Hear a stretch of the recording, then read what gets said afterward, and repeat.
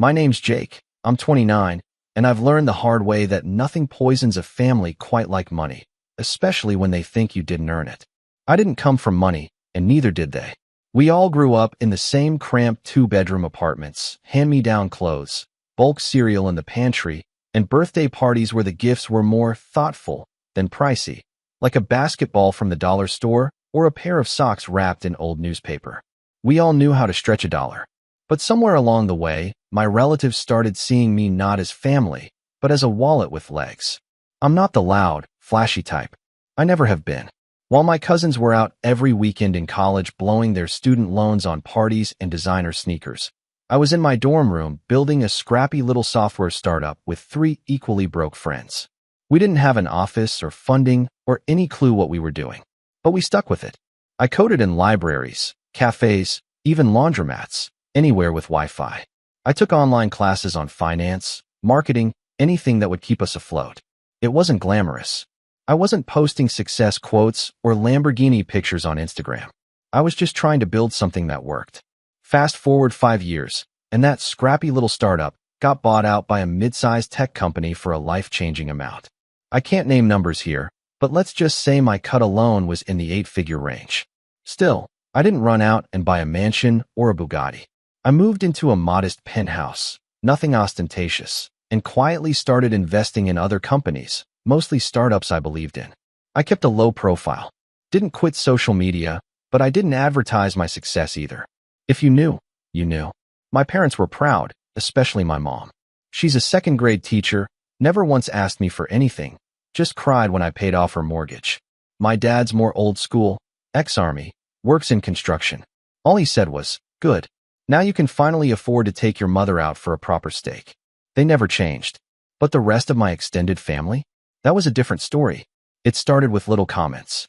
At Thanksgiving, my Uncle Brian, my mom's older brother, joked, "Look at Mr. Tech Mogul over here. Maybe we should start charging you rent for breathing the same air." Everyone laughed.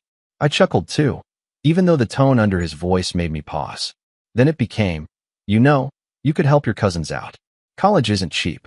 Or, you should take the family on vacation sometime. Show us what it's like to fly first class. It was all wrapped in jokes, but I could tell they weren't really joking. The only one who never asked for anything was Liam, my cousin, Uncle Brian's son. He's 17, quiet, artistic, and a bit of an oddball in the family. I've always liked him. He's the kind of kid who paints his sneakers, keeps a sketchbook under his arm, and knows more about Japanese folklore than American football. He doesn't care about labels or appearances. We bonded over shared awkwardness when I was younger, and I always tried to encourage him to stay weird, stay him. This past summer, I found out from my mom that Liam's been working part-time at a hardware store while juggling high school just to save up for art school. His parents weren't helping. In fact, from what I heard, Uncle Brian thought art was a waste of time and wanted Liam to go into something useful like accounting or HVAC. My blood boiled.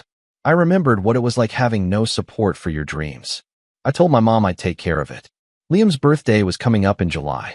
I planned to surprise him. Nothing flashy, just a card, and inside, a personal check for $10,000. It wasn't about the money. It was about showing him that someone believed in his dream and that he didn't have to fight the world alone. I even wrote a note inside. Use this to build something beautiful. Don't let anyone tell you your art doesn't matter. Love, Jake. The party was held at Uncle Brian's house, of course. A small backyard barbecue with plastic chairs, store-bought cake, and those shiny happy birthday balloons taped to the fence. I showed up in jeans and a t-shirt, trying not to draw attention to myself. Immediately, I felt the tension. My aunts gave me forced smiles, my uncles nodded like they were trying not to choke on envy, and my cousins just stared at my watch. One even whispered, "That's a Rolex, right?" I ignored it. Liam was genuinely happy to see me. He lit up when I handed him the card, like he hadn't expected me to come, let alone bring a gift. He said, "Thanks, man," and I watched him tuck it into his pocket like it was gold. He went back to chatting with his friend near the grill, and I smiled, figuring I'd done something good. Then it happened. Uncle Brian spotted the card sticking out of Liam's pocket and snatched it out before he could react. He opened it, read the check, and his face twisted like he'd bitten into a lemon. The whole backyard quieted as he waved the check around and said loudly, "What the hell is this?" Liam stammered. It's from Jake. He said it's for art school. Uncle Brian snapped. We don't need your pity money. Then, in front of everyone, my aunts, my cousins, neighbors, he tore the check clean in half, right down the middle. I swear, even the birds stopped chirping. Liam looked like someone had punched him. His hands hung in the air like he didn't know whether to grab the pieces or pretend it didn't happen. My mom gasped. My dad clenched his jaw. I didn't say a word. I just stood there, completely calm, and smiled. Because that was the moment I knew. That was the exact moment I decided I wasn't going to just walk away and forget it. I wasn't going to send another check or argue about disrespect. No, that moment planted a seed. And over the next few weeks, I quietly nurtured it. I started making phone calls, checking portfolios, and reconnecting with a few corporate contacts. Because I'd seen the logo on Uncle Brian's work shirt. I knew where he worked. And as it turned out, the company he had been with for nearly 20 years, they were struggling, bleeding cash, desperate for a buyout. 2 months later, I walked into their headquarters. Not as a visitor, not as a vendor, but as their new majority stakeholder. And on my first day as CEO, guess who I called into my office? After that backyard birthday scene, you'd think things would cool down, right? Like, maybe the public embarrassment of ripping a $10,000 check in front of your entire family would make someone rethink their actions. Maybe they'd feel a little guilty, or at least tone down the passive-aggressive remarks. But nope. If anything, Uncle Brian doubled down. The very next day, I got a text from my mom. She'd just gotten off the phone with her brother, and apparently he told her I was trying to buy Liam's loyalty because I didn't have kids of my own. Said I was throwing money around to look like a hero and playing the rich uncle to feed my ego. He even accused me of trying to turn Liam against his own father. I stared at that text for a long time. I wasn't even mad. I was baffled. Where was this coming from? The money wasn't a bribe. It wasn't some flex. It was me trying to support a kid whose own parents treated him like a burden. But Brian twisted it into something ugly, something self-serving. And the worst part? He actually believed it. That would have been enough to set me off, but the next few weeks revealed something deeper. Something that made me realize this wasn't just about that check. This was about control, power, pride. Apparently, after the party, Brian had taken Liam's sketchbooks, his actual artwork, and thrown them in the trash. Told him, you want to be a starving artist? Fine. You can start by starving for attention. Liam didn't even tell me. My mom heard it through Aunt Marie, who heard it from one of the younger cousins. The family grapevine, as dysfunctional as it was, still worked. I called Liam that night, asked him how he was doing. He sounded tired, worn out in a way a teenager shouldn't sound. Are you okay? I asked. There was a pause, then it's whatever. I'll just start over. I offered to buy him a new tablet, some supplies, whatever he needed. He thanked me, but politely declined. Said he didn't want to cause more problems. That crushed me. That right there was the breaking point. Because I realized it wasn't just the money Brian had a problem with. It was me. My existence. My success. The fact that I, his younger nephew, the one who used to stutter and couldn't open a soda bottle without spraying myself, had made it, while he was still clocking into a dead-end job he hated. He couldn't stand that I was helping his son in ways he never could, or would. And instead of dealing with that like a grown man, he punished Liam. I started digging. I knew Brian worked for a small regional office supply distributor. Let's call it Fairway Logistics. They'd been around forever, had contracts with schools, small businesses, even a few mid-sized hospitals. Brian had been there for 19 years. He wasn't in upper management, but he'd worked his way up to regional operations lead. He wore that title like a badge of honor, even though the company barely gave him a parking spot. What he didn't know was that Fairway had been bleeding money for the past 3 years. They'd lost 2 major contracts to competitors, their warehouses were outdated, and they hadn't invested in tech infrastructure since the early 2000s. They were ripe for acquisition or bankruptcy. I had a few contacts in private equity and venture capital. Nothing sketchy, just people I'd met over the years. One of them, Tara, owed me a favor. I asked her to run a discreet check into Fairway. Within a week, she sent me a spreadsheet that made my jaw drop. Turns out, not only was Fairway in trouble, but they'd been quietly shopping for buyers. A few offers had already fallen through. Their valuation had dipped low enough that a single investor could realistically acquire a controlling share. I sat there in my apartment, staring at the numbers, rereading them again and again. And then I laughed. Not a maniacal villain laugh. More like disbelief. Like the universe had handed me a blueprint for karma, and all I had to do was follow it. But this wasn't going to be some petty gotcha moment. If I was going to do this, it had to be precise. Legal. Above board. The kind of revenge that left no messy fingerprints. Just the silent satisfaction of knowing that every piece fell into place exactly as it should. So I got to work. Over the next several weeks, I formed a shell company. Let's call it Northbridge Acquisitions.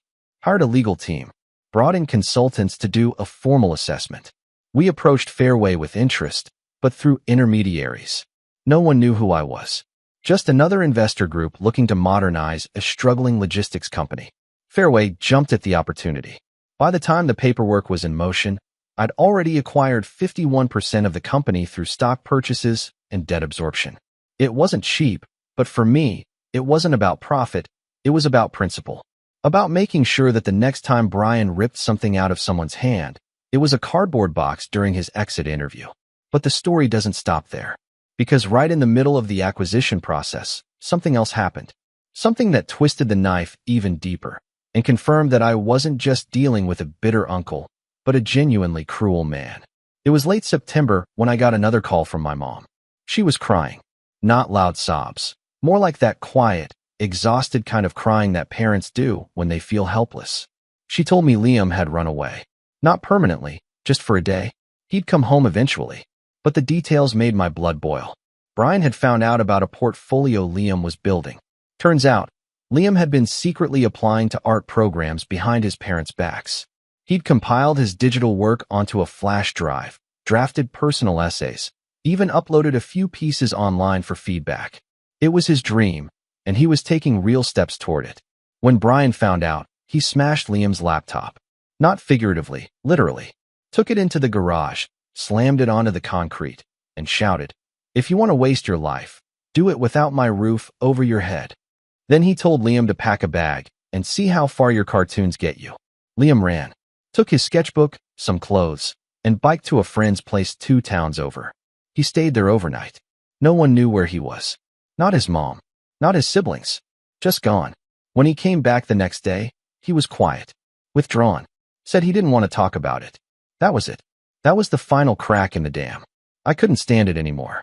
I couldn't stand knowing that someone so kind, so gifted, so gentle was being emotionally beaten down day after day by a man who was supposed to protect him. And the worst part? Brian didn't think he was doing anything wrong. He thought he was disciplining his son. Tough love. Reality checks. All the usual justifications people use when they don't have the emotional range to just say, "I'm insecure," and taking it out on you. So I escalated things. I sped up the acquisition, signed the final paperwork, took control of Fairway Logistics 2 weeks later. But before I tell you what happened on my first day as CEO, let me share one more thing. One more betrayal that sealed everything. Because a few days before the takeover, I got an anonymous email. No subject, no name, just an attachment. A scanned image of a handwritten note from Uncle Brian. It was a letter addressed to a private school in town. A recommendation for Liam, except it wasn't really a recommendation. It was a sabotage piece. It claimed Liam was unstable, disrespectful, and not a good candidate for higher education. It said he had emotional problems, that he was obsessed with cartoons and fantasy, and that he needed discipline, not encouragement. The signature was unmistakable, Brian A. Whitman. I couldn't believe what I was reading. He hadn't just disrespected me. He hadn't just rejected a gift. He hadn't just destroyed Liam's art. He'd actively tried to ruin his future, to burn the bridge before Liam could even take a step onto it. I closed the file, sat in silence for a while. Then I picked up the phone and called HR. "Schedule a staff-wide meeting for Monday," I said. "I want everyone there, especially regional ops." I didn't even raise my voice. Because when the time comes, I want Brian to see my face. I want him to look me in the eye. I want him to realize that everything he built his pride around, his job, his status, his control, wasn't just taken from him. It was taken by the nephew he tried to humiliate, the one he thought he could rip in half. If you'd told me a year earlier that I'd one day be plotting the legal acquisition of a company just to fire my uncle, I probably would have laughed. Not because I didn't think I was capable of it, but because I wasn't that guy. Revenge wasn't in my nature. I was the type to let things go, to let people run their mouths and then move on. But something about Brian changed that. It wasn't just about what he did to me. It was what he did to Liam. The cruelty, the pettiness, the way he used fatherhood like a leash instead of a lifeline. That kind of behavior didn't deserve a second chance. It deserved a reckoning. But even as I took the steps toward reclaiming control, a fairway of the narrative of my own damn dignity, I won't lie and say I felt like some action movie hero. Truth is, I felt hollow, lonely even, like I was standing in the middle of a crowded stadium and nobody could see me. See, I thought taking control of the company would feel like a win, a victory, but what it really felt like was exhausting. The night before I took over as CEO, I sat alone in my apartment staring out at the city skyline. Usually, that view gave me a weird sense of calm. All those lights blinking in different windows, like every one of them had a story happening inside. But that night, it just made me feel small, like I'd built this empire out of spite, and now I didn't know what to do with it. And then came the doubts. That little voice in the back of your head that whispers, "Are you really doing this for the right reasons?" I kept replaying Liam's face in my mind, the quiet disappointment, the resignation in his voice when he said, "It's whatever." I wasn't just angry at Brian. I was angry at myself for not stepping in sooner, for letting Liam believe that he was alone. That night, I did something I hadn't done in years. I opened an old folder on my hard drive, a collection of projects I used to work on back when my startup was still just an idea scribbled on napkins. Wireframes, brainstorms, half-finished mock-ups. They weren't worth anything financially, but they reminded me of who I used to be. The hungry kid who stayed up till 4 a.m. eating cereal out of the box and coding until his eyes burned. The version of me who didn't care about titles or revenge or family politics, just building something cool. I stayed up the whole night reworking one of those projects. Nothing fancy, just a small productivity app I'd abandoned years ago. It felt good, like stretching a muscle you forgot you had. By sunrise, I had a working prototype. For the first time in months, I smiled and meant it. Because I remembered who I was without the anger, without the drama. That morning, I got dressed, not in a designer suit, not in anything flashy, just a plain button-up and slacks. I took the subway instead of a car service, walked into Fairway's headquarters through the front doors like everyone else. Nobody recognized me. Well, not yet. The receptionist greeted me without looking up. "You here for onboarding?" Something like that, I said with a smile. The staff meeting was scheduled for 10:30 sharp. By 10:28, the conference room was packed, low-level employees, middle management, even a couple of the C-suite guys who hadn't already jumped ship. People murmured to each other, wondering what the meeting was about. The rumor mill was already churning. Layoffs? Restructuring? Another buyout? Then Brian walked in, still oblivious, still smirking.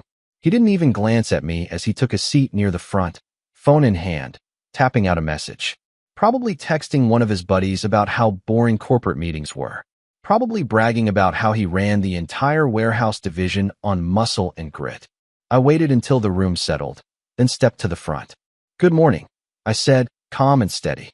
For those of you who haven't heard, Fairway Logistics has officially finalized its acquisition by Northbridge Acquisitions.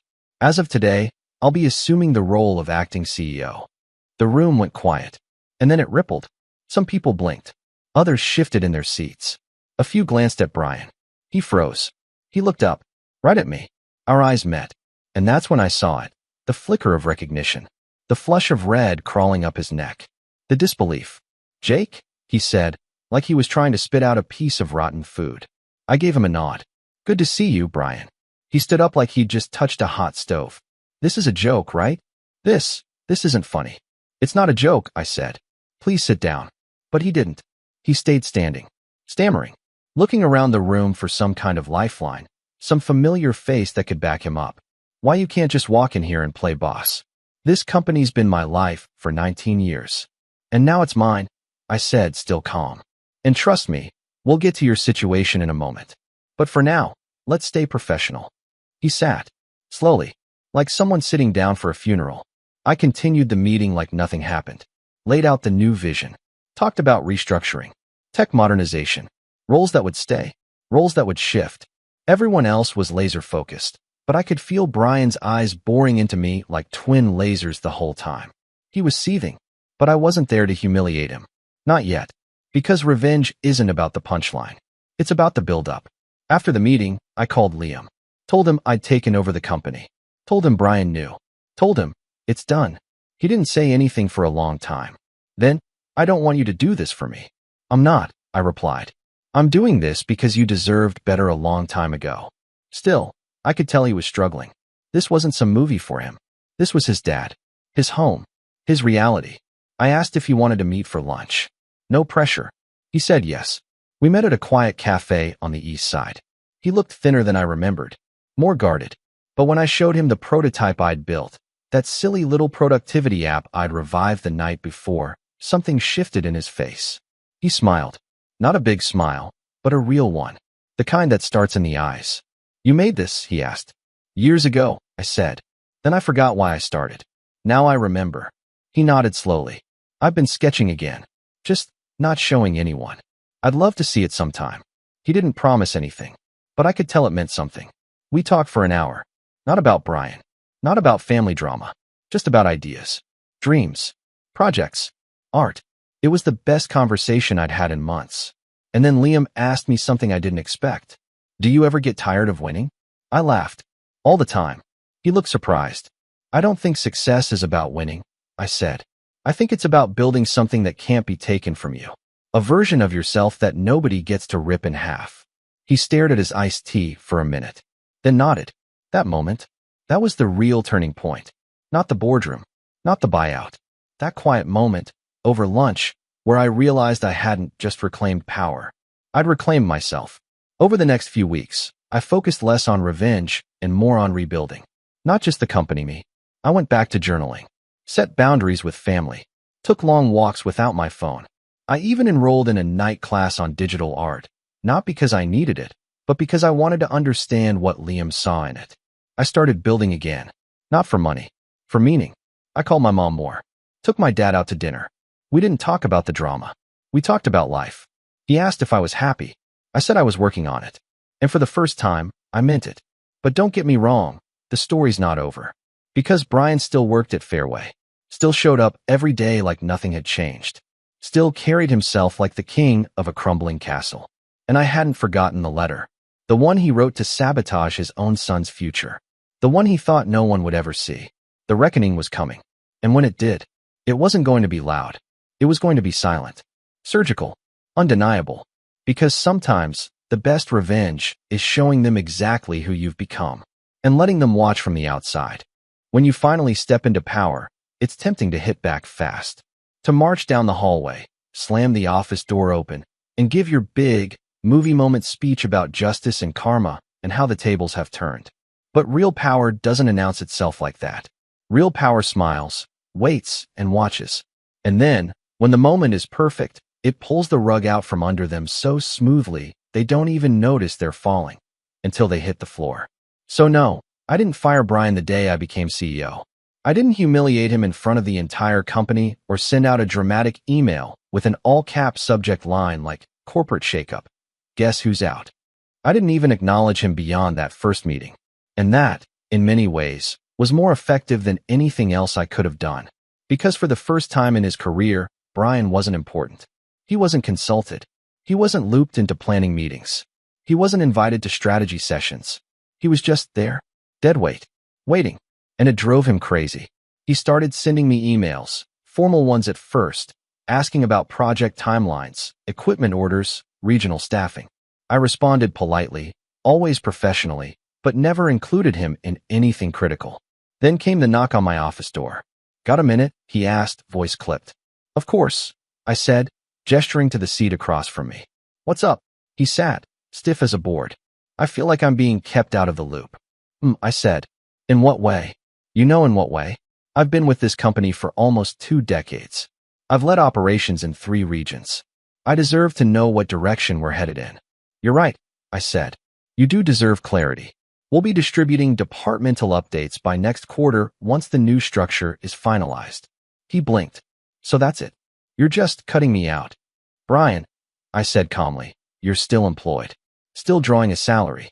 No one's cutting anything. We're simply assessing what roles align with our future. He stood abruptly. I see how it is. I didn't say anything. Because I didn't need to. He stormed out. Now, I could have just fired him and ended it. But this wasn't about a pink slip. This was about exposure. About peeling back the layers of the man who spent years stomping on his son's dreams while puffing up his own ego. This was about making sure everyone saw what I already knew. That Brian wasn't a leader. He was a liability. So I started digging. Quietly. Methodically. And the deeper I went, the more I found. It started with minor things. Fudged timesheets from warehouse crews. Suspicious overtime approvals. Then came the inventory discrepancies. Hundreds of units missing. Supplies misallocated. Paper trails that didn't add up. At first, I thought maybe it was just sloppy management. But then I found the emails. Buried in archived servers were threads between Brian and a small vendor company, one he'd pushed aggressively for Fairway to contract with over the past year. On paper, it looked like a logistics partner. In reality, it was a shell company. And the mailing address? A P.O. box registered under Brian's wife's name. I had to sit down. He wasn't just arrogant. He wasn't just cruel. He was stealing. Inflated invoices. Ghost shipments. Fake maintenance work billed and signed off by him. All funneled into that shell company. I looped in legal. Then compliance. No leaks.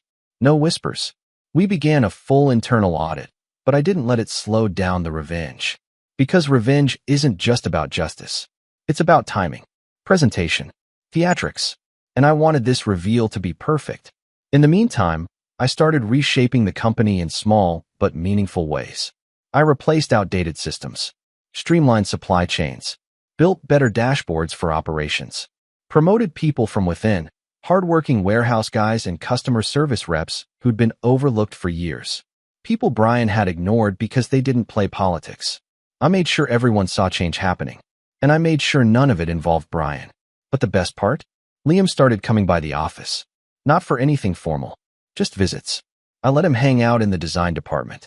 He'd sit in meetings with our branding team, sketch ideas on a tablet I bought him, and quietly observe the creative process.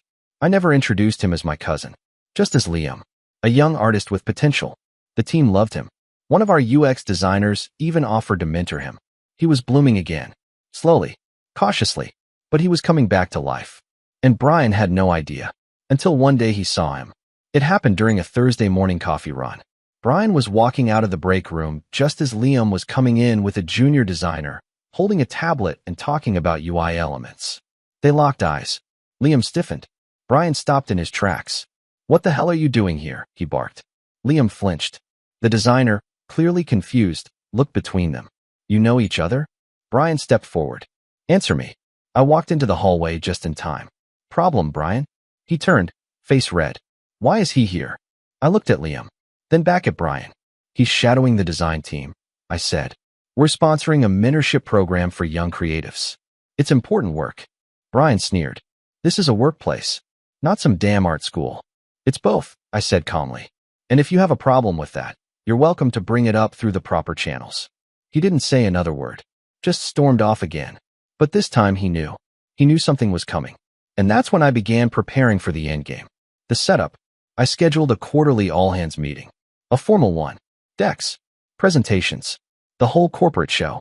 Everyone in the company would attend, either in person or through video. Department heads were asked to submit progress reports, including Brian. The day before the meeting, I got his report. Sloppy. Vague. Buzzwords with no substance. But that was fine, because I wasn't going to read it. I was going to read mine. And mine had everything. The internal audit was complete. Confirmed fraud. Paper trails. Email evidence. Vendor kickbacks. We had enough for termination. More than enough for prosecution.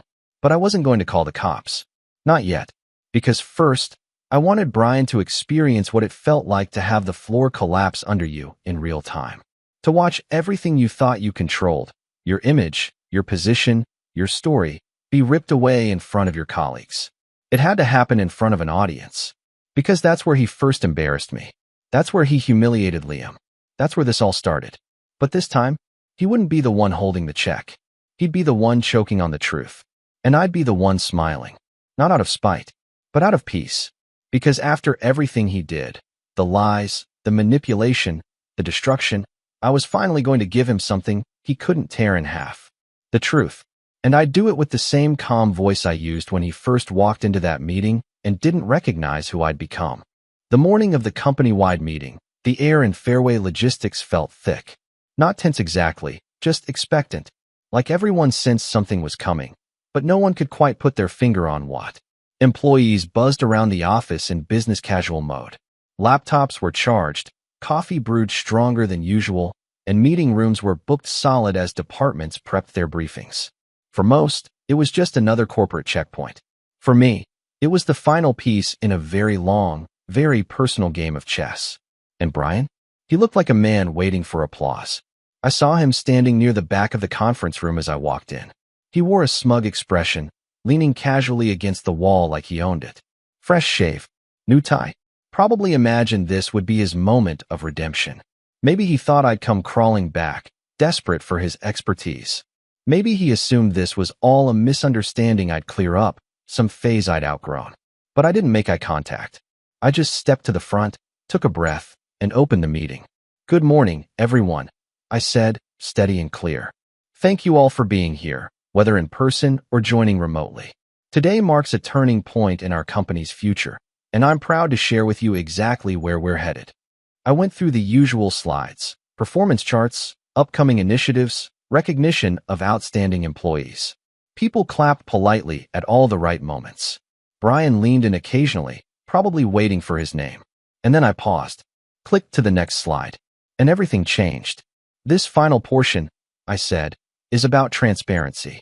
Over the last several months, we've quietly conducted an internal audit of our financial operations. What we found was deeply troubling. The slide displayed a series of redacted invoices, highlighted figures, shell company names, routing numbers. Gasps whispered through the room. "One of our regional managers," I continued, "was discovered to be routing payments through a vendor that doesn't exist. A shell entity used to inflate costs and siphon money from the company." I clicked again. The next slide showed a contract with the vendor's address. A P.O. box, registered under Ashley Whitman, Brian's wife. All eyes turned to him. I still hadn't said his name. He stood up, stiff as a board. "This is bull." I raised a hand. He stopped talking. "I'm not done," I said calmly. "We've recovered nearly every invoice. We've tracked every kickback. We have screenshots, IP logs, timestamped approvals. Legal has reviewed everything." Brian's face turned an impossible shade of red. "You think you can frame me? You think you can?" I turned to the side of the room, where two members of our legal team stood with security. "I'm not framing anyone," I said. "We have the truth. And now, so does everyone else." The room was silent. You could have heard a paperclip drop. "Effective immediately," I continued, "Brian Whitman is terminated from his position and permanently barred from corporate entry. He will be escorted from the premises. We are also pursuing full restitution through civil litigation. All employees who reported to him directly will have their roles reevaluated and, if applicable, promoted into his former position based on merit." I turned, made eye contact with him for the first time, and I smiled. Not vindicatively, just peacefully. Brian looked around, searching the crowd for support. None came. Even the people who used to laugh at his jokes looked away. Some actually looked relieved. Security stepped forward. He resisted for a moment, tried to say something, but his voice cracked, and all that came out was a hoarse whisper. They walked him out in silence. Just like that. 19 years, gone in 9 minutes. After the door closed behind him, I turned back to the room. "Now," I said, "let's talk about building something better." The rest of the meeting was a blur, questions, restructuring plans, one-on-ones with department heads. But there was a shift in the energy. People weren't scared. They were energized, inspired. You could feel it, that this wasn't just a company under new management. It was a company with a new soul. And Liam? He was watching the meeting from home. I'd sent him the link, gave him the choice to watch or not. I didn't hear from him until later that night. He texted me a photo. It was a sketch, a detailed pencil drawing of a phoenix bursting out of a filing cabinet, wings made of shredded paper and flames curling into spreadsheets. Underneath, he'd written in bold letters, "Some things burn so better things can fly." I stared at it for a long time. I asked if he'd consider turning it into a mural for our creative wing. He replied, "Only if I can sign it." A week later, I got a call from an art school in Chicago. Liam had applied using a revised portfolio, new pieces, fresh designs, a whole new voice. His mentor from our UX team had helped him put it together, and he got in. Full scholarship. He hadn't even told me he applied. I called him that night. "Why didn't you say anything?" "I wanted to do it myself," he said. "But I wouldn't have even tried if you hadn't reminded me I mattered." That hit me harder than anything Brian ever said. Because that's what it was always about. Not revenge. Not money. Not power. Just giving the next kid a reason to keep going when the world told him to give up. 3 months later, Liam left for school. We had dinner the night before. My parents came. It was quiet, intimate, no big fanfare. He gave me a drawing before he left. It was me, standing in front of a building with my name on it, holding a check torn in half. And in the corner, in small letters, he'd written, "Thanks for believing in me, even when my dad didn't." I still keep it framed in my office. People walk by it all the time and ask what it means. I just smile and say, it's a reminder of where we started. As for Brian, he tried to sue, claimed wrongful termination. The judge laughed him out of the courtroom. Turns out when you steal from a company and your nephew owns it, the odds aren't exactly in your favor. Word got around too. No one wanted to hire him after that. Eventually, he left town. I heard through the grapevine he was working at a chain hardware store somewhere in Indiana. Inventory, fitting irony. Probably telling people how unfair the world is, how his idiot nephew ruined his life. Let him. He can tell whatever story he wants. I know the truth. I lived it. And I'm still living it. Surrounded by people who work with purpose, led by a quiet kid who finally believes in himself, and fueled not by anger, but by clarity. Because in the end, the best revenge isn't shouting. It's building something so solid, so true, that even the loudest voices can't shake it. And walking away without ever looking back. Except maybe once. To smile.